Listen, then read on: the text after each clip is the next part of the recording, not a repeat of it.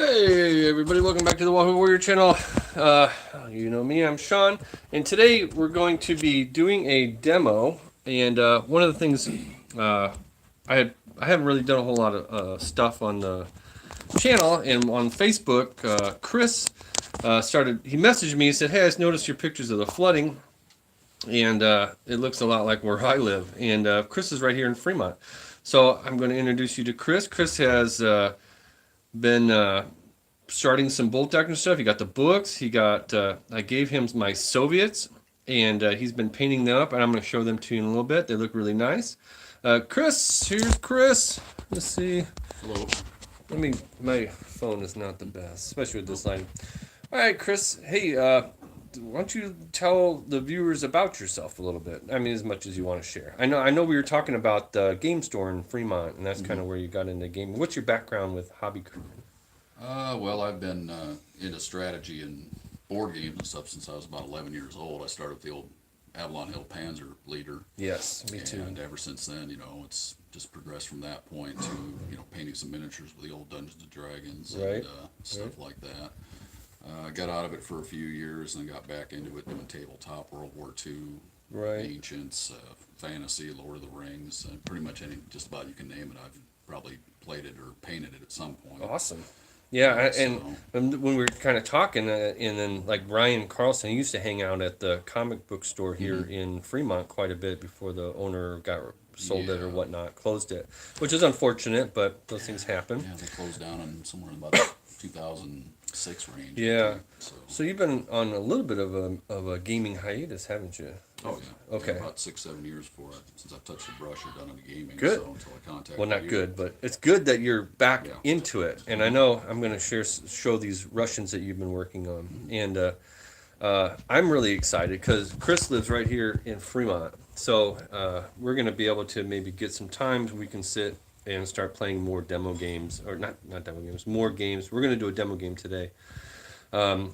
Chris is a war gamer. He's played games, but like anybody who sits down with bolt action for the first time, there's some nuances to it that you will kind of go through, like, and just kind of, I've read about it, I've watched videos, like, oh, okay, I get it, and you'll quickly kind of develop some in-game turn strategies, which is why I love about bolt action is if we were gonna play, hey, let's play some 40K, then we just line up, and then it's like, okay, it's turn two, I'm pretty much gonna win. You just kind of blast away, and Well, I've noticed that about that Flames of War. Most of the games right now are like that. yes, For some reason, I do not care for the you go I go type of game system. I really like these order dice, how you pull them, and I like World War II. I think it's a great venue to just kind of play.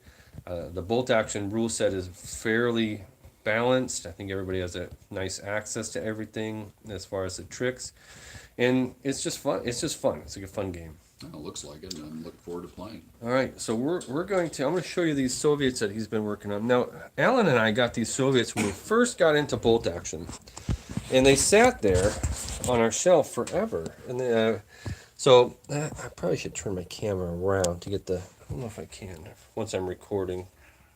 Yes, here. That's my hand. Okay, so now should be able to get a better view. So these Soviets. Chris started to work on, and I gave him an entire box of just kind of primered, and when we were first trying some guys, and obviously pictures are really difficult to do the guys justice, but let me see if I can zoom correctly. Yeah, can't get a very good view. They look great. Get down here close to this guy. Yeah, it's kind of blurry, but I think they look phenomenal. They look really nice. He hasn't done anything with the basing yet. He was kind of waiting to see if we wanted to do something in particular for the basing. We'll maybe address that when he gets them all painted up, which is kind of nice. I'm not doing all the painting, so I think they look really nice. He did a good job on the belts and stuff, and really Chris, there's a T-34 he's got some nice mud effects on it. And you were correct, you were in the Army, right? Yes. You were a tanker? Yeah, I was in for about 12 years. I was on tanks. Okay, so armor is his thing.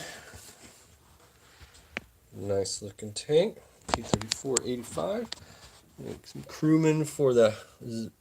I'm not sure what gun this is. I think it's a Zis gun, but I'm not for sure. But, so we're going to just play... We haven't put together an army list yet. Chris hasn't gotten 500 points of Soviets painted yet. He just got them a little while ago. And so I'm going to run some Germans, I think. I put together a 500 point quick, easy list there. And we're going to put together a 500 point list for Chris of what do you want to play? You want to play British or American airborne, or we Say can... we don't have 500 of Soviet, even with the gun and the tanks Well, and all well, we could do that. that. Throwing spotters. And Let's see. We got a lieutenant.